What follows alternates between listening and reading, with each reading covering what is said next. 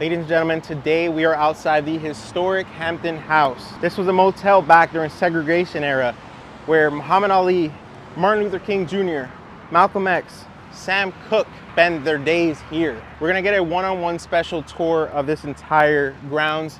And what you see here is not what it looked like 10 plus years ago. This was a rundown, abandoned place at risk of demolition. And you guys are gonna learn about the woman, the preservationist, who did a wonderful job of rounding up a bunch of people to pitch in, raise money, and save this building from being demolished. It is now a cultural center offering tours. We're actually gonna go on a tour today with a guy named Edwin Shepard. He does a great job here. He's the brand manager, and he's going to show us around. We're gonna go inside the room that Muhammad Ali stayed in, that Martin Luther King Jr. stayed in. He's gonna share all the information about this place, and we're gonna go and see different areas of the motel. I'm so excited, guys. This is a very historical place. This is a hidden gem in the community, and I'm so glad that it was not demolished while the adjacent buildings were. Welcome to the Historic Hampton House. It's an honor and pleasure to have you here. My name is Edwin Shepard. I am the brand manager here at the Hampton House. I do a lot of the social media as well as the outreach for this wonderful establishment. The history that I'll be giving you today is pretty much from the time frame of 1954 and 1976. That's when this place was opened as a Green Book motel to Negroes or blacks. You can say during a turbulent time in America during the Civil Rights Movement as well as Jim Crow laws and segregation. Now, this place opened in 1954 as the Booker Terrace Motel and Apartments, and it would not become the Hampton House until 1961. And from 1961, it would then go on all the way up until 1976. Now, the Green Book was created by a gentleman by the name of Victor Hugo Green, which Green Book is named after. And he was a postal worker and actually was able to obtain information from different postal workers because they were a whole part of the union. And that's how he was able to gather all the information, because at that time it was very difficult for blacks to travel through the South. So the Green Book was pretty much created for blacks, not only to travel through, but to be able to go to gas stations, also go to beauty salons, barbershops, and so on, to be able to obtain that information. We actually have a Green Book here where you can see the Hampton House there in Florida. It's pretty much US and Canada, and this is a 1962 edition of the Green Book. And so you can go, as you can see, United States, Canada, Mexico, and the Caribbean, which allowed blacks to be able to go to these establishments and pretty much service their business. So you can go to pretty much anywhere. You see Jacksonville, Key West, Lake City. These are areas in the state of Florida. And there's Miami, as you can see as well, where it actually says Booker Terrace. And then you also see the up-to-date as Hampton House. So just wanted to kind of point out and show you the terrazzi tiles that we're standing on are the original terrazzi tiles from the time this place opened in '54.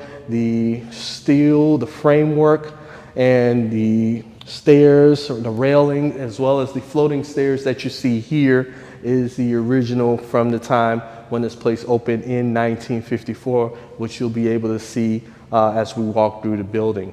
Now, the front desk that you see here is a replica. Unfortunately, they were unable to save the original because of the building being so dilapidated.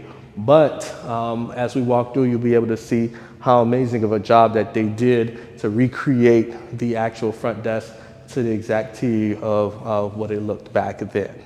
I was looking at old photographs before the renovation, and it's just amazing how they've transformed it from what was just an abandoned building. Really. Yes, exactly. And it looked very run down. Yes. And so I was so surprised to see the before. Yes, exactly. And to actually expound on that a little bit, when this place closed down in 1976, it closed primarily because of integration. Once they passed the Civil Rights Bill in 1965, that blacks can now go to some of these same businesses that would not allow them to stay in the first place, the Hampton House, the business at the Hampton House started to decline. You had places like the famous Fontainebleau, the Eaton Rock, the Deauville, which unfortunately tore down just a few months ago. Blacks were not able to go there. So now blacks have the opportunity to go to the same places that would not allow them, and a shift and change started to happen in Miami.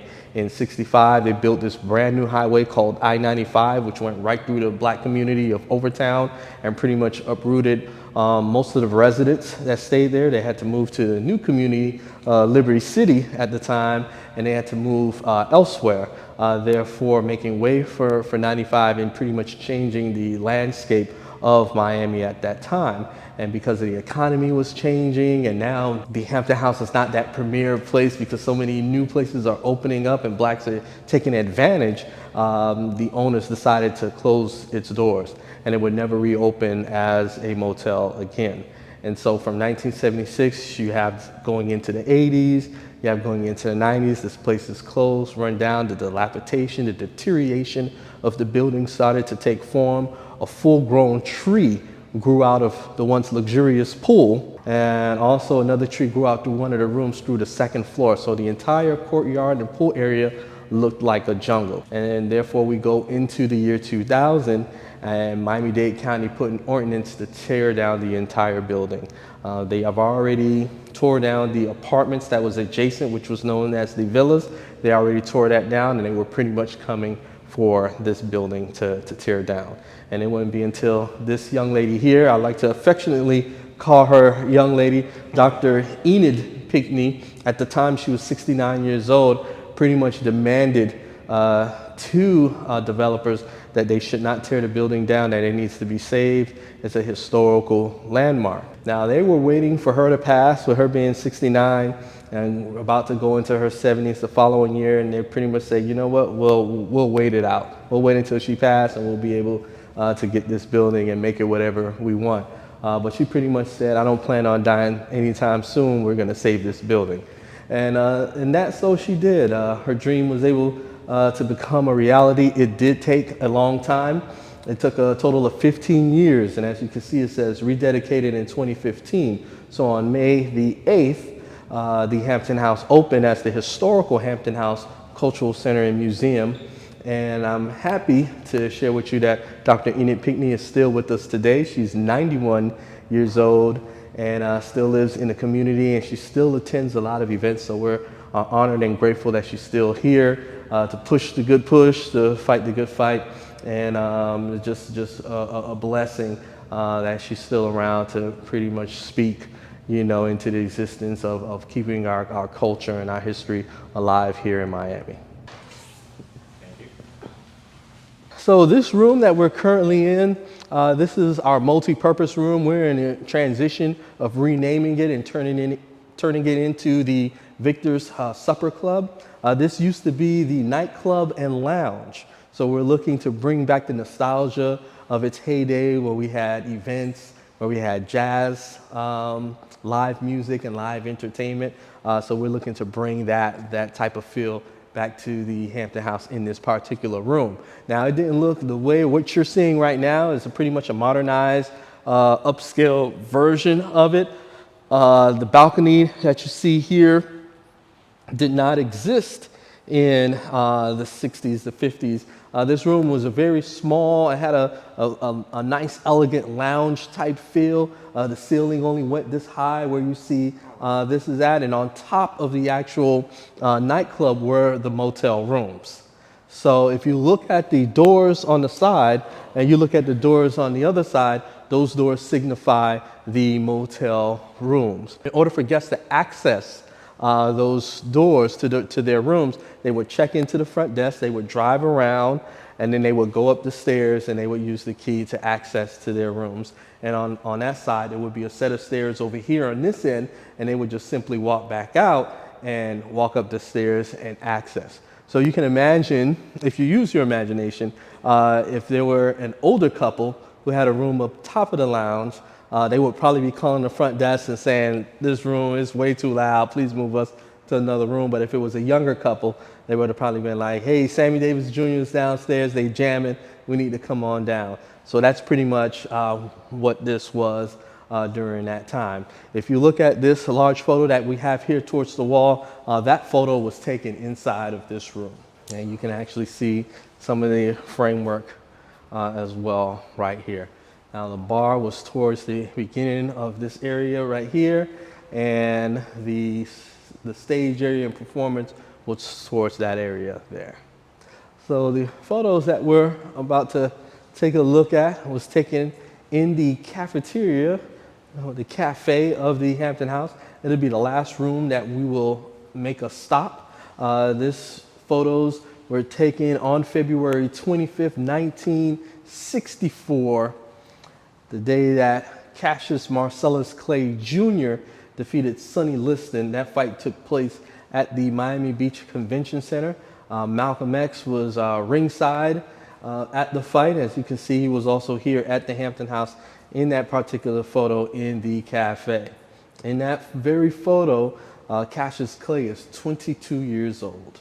So this area is our pool area, and I'll stand over here by the shade because we finally got some sun in. It's been raining all last 3 days, but this is our pool area. We call our courtyard area, which is now our fountain, and actually fountain's off because we had all the rain and it was starting to overflow a bit. But the pool, if you look at the squares all the way around, that was the official size of the pool.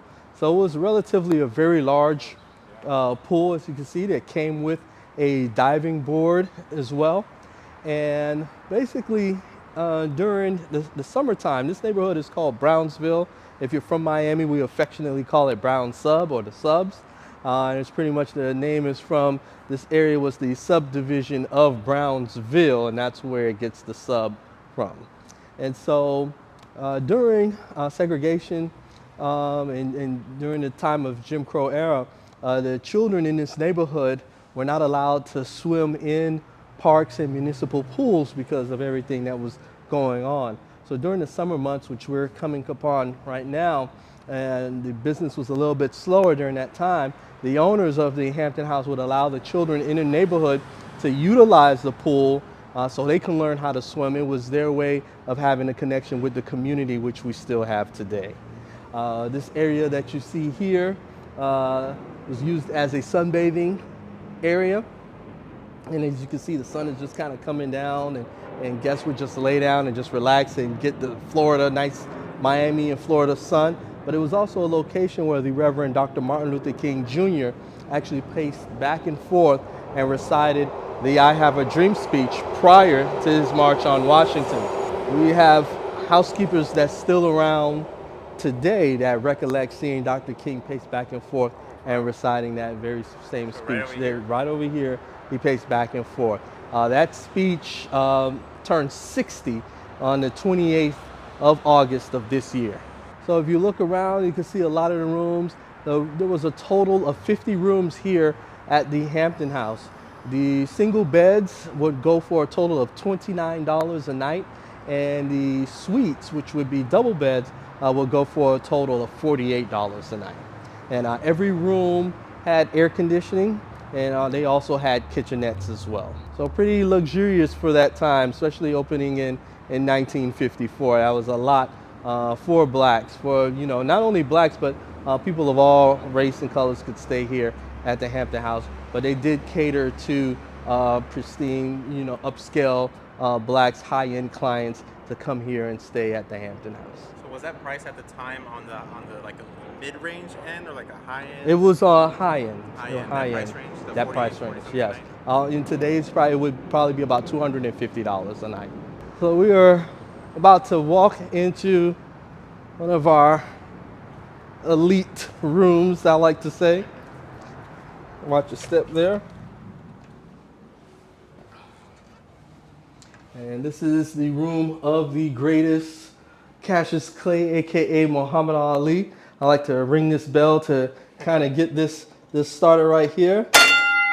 There we go. So you are in the room of Muhammad Ali. This is the room that inspired the stage play and feature film One Night in Miami. This is where he stayed with three of his closest friends, singer Sam Cooke, Minister Malcolm X, and NFL great Jim Brown. This is a 2-room suite. We had Jim Brown actually sit here roughly about 4 years ago during Super Bowl weekend. He was recorded and interviewed by NFL Films and spoke briefly on that night, that one night in Miami that everyone knows about. Now, there's a few people that I like to point out on this photo. I'll start with this one here being the front desk where we just stood. You see a young Muhammad with one of the front desk agents, and the gentleman that is standing next to him, that is the Hampton House owner. That is Mr. Harry Markowitz. He owned this building with his wife, Florence. Now, we saw these photos earlier, and I want to point a few people out that you may or may not know, and I'm going to start with this gentleman right here. You can also see him in this photo right here. That gentleman's name is Mr. Wali Muhammad. He is the grandson of the Honorable Elijah Muhammad. And in this photo, he's 15 years old. And the next gentleman I'd like to point out is this gentleman drinking the glass of milk. That gentleman there is Mr. Rahman Ali. That is Ali's younger brother, younger by 2 years. He was born Rudolph Clay. They called him Rudy in the neighborhood. He is still with us today. He's 78 years old and lives in their hometown of Louisville, Kentucky with his wife, Carolyn. The next gentleman I'd like to point out is the gentleman standing directly behind Ali. That is Mr. Howard Bingham, photographer and also Ali's best friend. The two gentlemen met in 1962 when Cassius started his career as a professional boxer. Mr. Bingham was sent to interview and take photos of the young boxer, and the two gentlemen grew a great friendship lasting over a few decades, so close that unfortunately both gentlemen passed the same year. And just to show you the two gentlemen in later times in this Sports Illustrated magazine, you can see the two. That's 1998. Yep. So if you like, if you want to, you can take a look in the closet. The bathrooms are the original bathrooms from that time.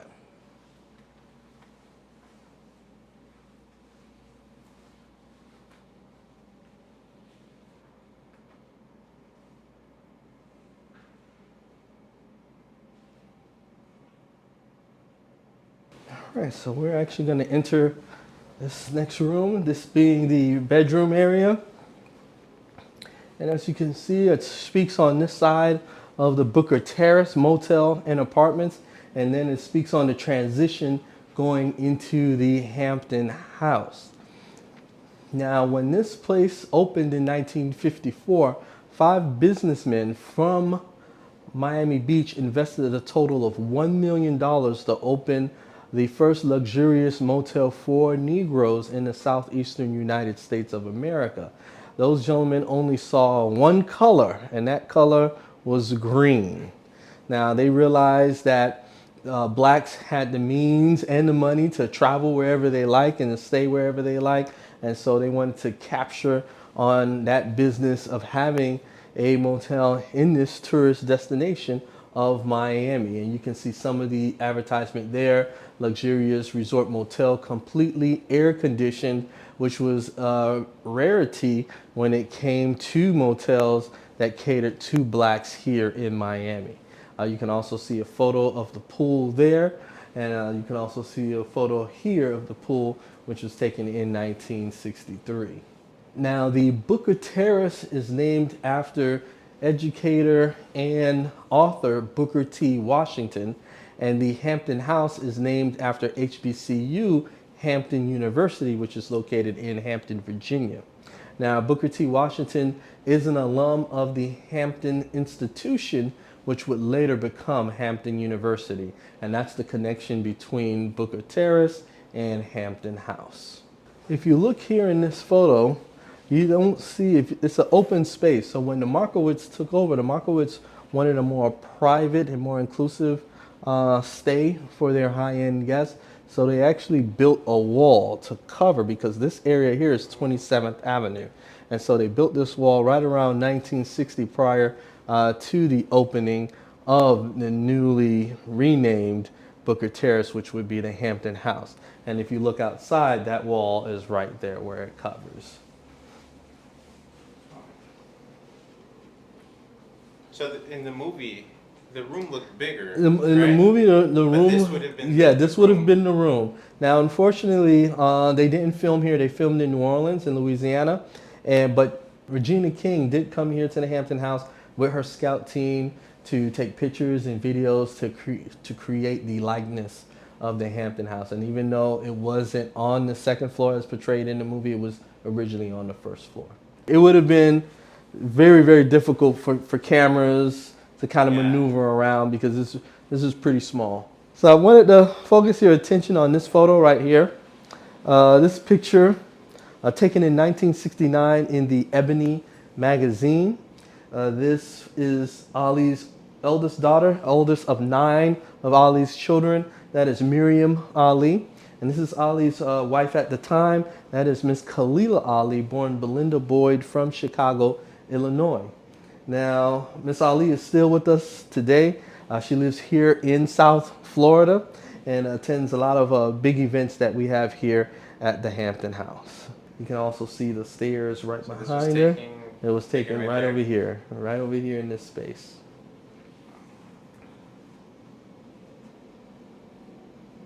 Now I actually have the original magazine where that photo was taken. I keep it in this book here. And if you look right here, you can see right behind them, you can see the same platform that's right outside. So that's the diving board. That's the diving board they're sitting on. And it's right here. And you can see a better look at the stairs. You can also see the green pole, which is right out there. He was very frequent. Within a 10-year span, he stayed here a lot. He also had a house in Alapata. Oh. Yes, on 46 and 15th Court. Was he usually given the same room?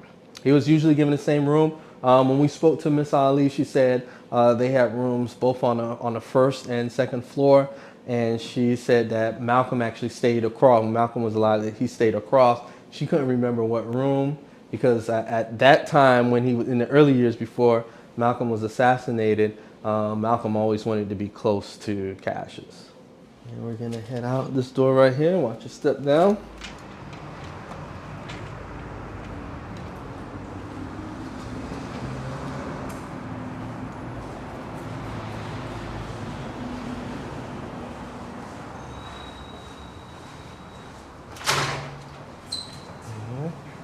So you can actually see a black and white of the photo here, the front desk. You can see that front desk there. Now the room that we're about to enter is the room of the Reverend Dr. Martin Luther King Jr. And you're here on a good day. Today is the actual anniversary of his speech. It's April 14, as you can see, April 14, 1966. MLK gave a press conference here at the Hampton House. So you chose a great day to come here. I didn't realize that. Yep.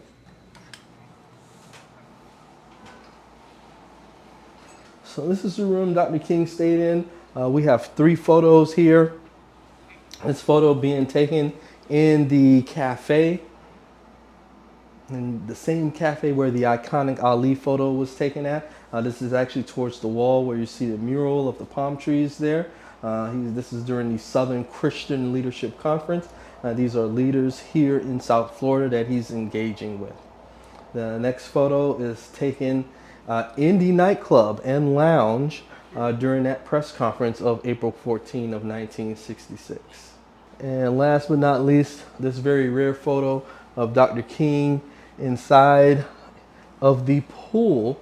You can actually see a human side of King that we're not accustomed to seeing. He actually looks very relaxed while here in Miami. And I'm sure probably 30 minutes after he got out the pool, he probably got dressed and got ready for another meeting. But it's nice to see this side of King really enjoying himself right here in Miami. Now I'm going to play a short snippet of Dr. King, of why King was here. It's coming from this press conference here on April 14th. Well, it can only be solved by creating more jobs for everybody. and lifting or raising the minimum wage far above what it stands now, which is $1.25 an hour, plus extending the coverage to all workers. There are still workers all over our country, many of them right here in Miami, who are not covered by the minimum wage law. So this large sign that you see here is from the stage play One Night in Miami. This bag is an original bag that was salvaged at the Hampton House when they were getting ready to take everything out. And as you can see, one of the postcards, and if you look, the postcard is, they called it the Social Center of the South. You can see Harry Markowitz's name on there, and the advertisement, cocktail lounge, air conditioned. So this area here, once again, is from the stage play One Night in Miami. The stage play is by playwright Mr. Kemp Powers, and it became a feature film in 2020, released in the movie theaters on Christmas Day, the directorial debut of actress Regina King. Now, they were getting ready to discard the whole set after they were done showing at the Colony Theater. They gave us a call here at the Hampton House and asked us if we had any room to put the set, and so we did. So they came in and pretty much installed this piece for us. And everyone that you see here is local pillars to the community. Here in South Florida, you can see an up-to-date photo of Miss Ali right here. And you saw the photo in the magazine of her right towards the bottom. The artist of these portraits is Mr. Ray Elman, who's a local artist here in South Florida. All right. So this is the iconic cafe. And I will play some tunes for you. I've been playing Sam Cooke. I think I'm going to play the other side. So the cafeteria was open to the public. It was open as early as 7 a.m. and would close at 2 a.m. And it served breakfast and lunch and occasionally dinner for private functions that they would have. This photo was taken inside of this room the night after the fight, after Cassius Clay defeated Sonny Liston. Cassius sat right here in this very seat. And if you look where you can see the ashtray right where his hands is, you can see like that small kind of like indentation of the table. You could see it right here as well. So that ashtray was right here. And his seat was right here. The seat was right here. He sat right here. Yes, yes. And so that photo, as I mentioned earlier, is taken by photographer Bob Gomel. Now, Bob Gomel's photography is all owned by the Monroe Gallery, which is located in Santa Fe, New Mexico. But Bob Gomel himself is still with us today. He's 89 years old, lives in Houston, Texas. We was able to fly Bob down from Texas to Miami so he can be part of our greatest weekend festivities. It was the first time that Bob was here in this room since he took this photo 58 years ago. And so we had an amazing time with Bob. We actually gave him a small plaque to appreciate him and bringing recognition to the Hampton House with this amazing and pretty much one of his more famous photos that he's taken. He's taken photos of a lot of people, both presidents, John F. Kennedy and Richard Nixon. He's taken photos of Jackie Robinson, also Marilyn Monroe, and a host of other famous people. There's photos that a local photographer from the Miami Herald was taking pictures at the fight, and he was taking he had multiple cameras lined up all around the ring because the odds of Cassius winning was slim to none. So they felt that the fight was going to end in the first round, that Sonny was going to knock out Cassius. So he placed all these cameras because he said it's going to be a quick fight, so I need to grab as much footage as I could. And in some of those photos, you can see Bob ringside at the ring taking photos. And that photo of Dr. Martin Luther King that you said he was in this room? Yes, it was right over here. It was taken right here where you can see those palm trees. Now I have a very special story about these this mural per se. This mural pays homage to the Bahamian people of South Florida. They were one of the first people of color to arrive here before this area had a name or was even a municipality. These people were living primarily in the Florida Keys and started to make their way north to this area. At this time, it did not have a name.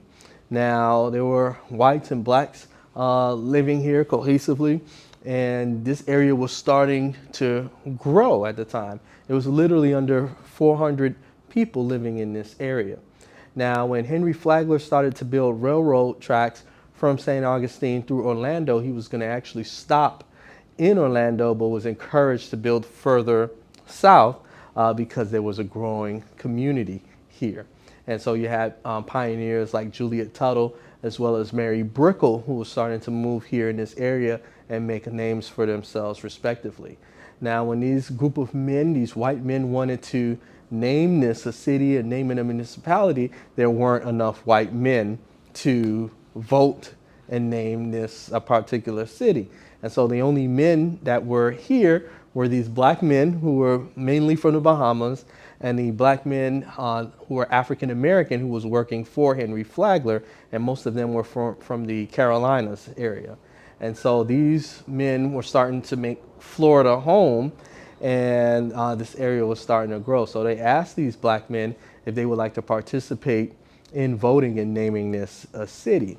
And these black men were a little apprehensive, but nonetheless, it happened. So it's documented. 162 black men partnered with these white men and named this city Miami. And that was on July 28, 1896. So how long has this mural been? This mural has been here probably 2014. When they started, yeah, 2014. The original artist was a Bahamian artist. Unfortunately, we were not able to get his name, but the mural that painted this is local artist David Oliveira. The photos of how it looked before. Yeah. Even if you go on Google Maps and you can go back in time to like say. Yeah, we're happy too, because I remember visiting this place like yourself as just someone touring, and I'm a big history buff, and just coming here and be able to see it. And I met Dr. Pinkney, and I didn't even know who she was. She was just some woman who was working here, and I didn't know she did what she did at the time that I met her. And so to just come here and to get all the history in, and for me being a local, you know, born and raised here in Miami, and be able to tell this story is even more exciting. You know, every time I tell the story, I never get tired of telling it. So we're looking to do a lot of things here. Like I said, we're planning on doing the upstairs, and you know, we had Shaka Khan perform out here. 2 years ago. We're in 2023, so this was 2021. We had Shaka Khan perform here, and Eric Benet perform outside for our From Bebop to Hip Hop series. And so we're bringing our jazz back. So it's a lot of things going on, a lot of events that we're happy and excited about. We had Andrew Young, who used to he was the understudy of Martin Luther King. So we had him here during Black History Month. And we had Reverend Al Sharpton on Zoom for one of his things that he's doing. So we've been really, really busy. We had Dr. Ilyasa Shabazz, who's the daughter of Malcolm X. She was here in January. She was at a speaking engagement at FIU, and then I was able to give her a call and have her come here and pretty much see it. It was her first time being in the Hampton House, seeing photos of her father. She's seen the photos 1,000 times on the internet, but to be at the place where, you know, her father was, it kind of gave it a little bit more, you know, gave it more meaning to her to be here at the place. So she was blown away and actually extended an invitation to an event that she was having in New York commemorating her father's assassination. Is this place listed on the historic places? It is. It has been designated and registered nationally. Yes, as of February 7th. This year? Actually, February 7th of 2021. Okay. But we made the announcement this year. Oh, that's nice. Yeah, because we were looking to do something big, but it was Black History Month, and then it got really busy for us, and we got slammed. And so then next thing you know how time flies. So then February came, and then we was like, well, we need to put it out. And so we put it out to the public, and we were trying to do something for April for the actual date that the Hampton House opened, and then we found out that in Tallahassee, where we have to get the marker made, that everything's hoopla in Tallahassee right now, and so they couldn't create the marker in the time frame that we wanted it to be, and it's going to take like 6 to 8 months. Oh, yeah. So it's still not up yet. Yeah, it's still not up. So we have to get that created, and then we're going to have a huge ceremony where we're going to unveil the historical marker. Where's your family from originally? My mom's Cuban and my dad's Puerto Rican. Okay, so Cubans love Muhammad Ali. Like, they love Muhammad Ali. So I've caught Uber rides, and they'll say, what is this place? And I was like, oh, this is where Muhammad Ali. And they say, Muhammad Ali the boxer? And I'm there like, yeah. And I've brought Uber drivers inside just so they can see it, so they can come back. You know, I say, come on, park the car. Put it in the pocket. You okay? Come in, and I'll bring them right in this room so they can see that picture. And they've come back with their family, you know, because they don't know the history. They don't know. They come, everyone drives, everyone goes to the airport. I mean, this is like as far as the U.S., this is like one of the capital, destination, tourist capital of the world. You know, you have the ships, you have Miami International Airport right here, all within an 8-mile radius of each other. And no one doesn't know. You have people, all these cars, they don't know. I mean, I didn't know. Yeah, I didn't know either, so don't feel bad. And I didn't know. I didn't know either, at all. So now the movie has helped us out. The tours that we've been having is helping us out. We're booked for the entire summer with kids. The challenges that we're having with our governor, taking away a lot of, certain educational pieces that pertain to African American history, because it's our history. I don't even really say Black history, it's American history, especially it's Miami history. This happened in Miami. When Cassius Clay told the world that he did not want to be named Cassius Clay, he made that statement here in Miami, right outside this door. He said, I don't want to be called Cassius Clay. You will now refer to me as Cassius X until I'm given my proper Muslim name. And it would be 2 weeks later that there would be a formal ceremony in Chicago that the Honorable Elijah Muhammad would grant him the name Muhammad Ali. So we say, here at the Hampton House, we say that Cassius Clay was born in Louisville, Kentucky, but Muhammad Ali was born in Miami, Florida. And he lived here, for a 10-year, almost a 10-year time frame, between being here at the Hampton House, his house in Allapattah, and jogging between Allapattah and Miami Beach to train. Guys, how great was that tour? We got to see Muhammad Ali's room that he stayed in here. We got to see Martin Luther King Jr.'s room. We got to see the pool that he took a dip in that famous photograph that showed the human side of him. We got to see just about everything here. Most of it was saved. Unfortunately, the front desk at the lobby was not. This, like I said, looked like a dump. And I'm going to throw pictures again of this place before. And then its current state now, it's just beautiful. So hopefully this place can thrive. Hopefully the community can come out and participate in all the events they're planning to have here. Hopefully they can bring a lot of jazz music, different performances here, and bring this into the place that it used to be in terms of making it more lively and just a staple in the community. So if you enjoyed this video, hit the like button, subscribe, hit that bell button to be notified every time I upload a new video. This is going to be filed under South Florida history. I have a playlist where it's just about historical events and places here in the South Florida area. I'm going to sign off now, but before I do, let's go pass by Muhammad Ali's old home. This was the home of Muhammad Ali, guys. It's just a regular home here. Wow. He stayed here for about 10 years or so. Thank you guys for watching.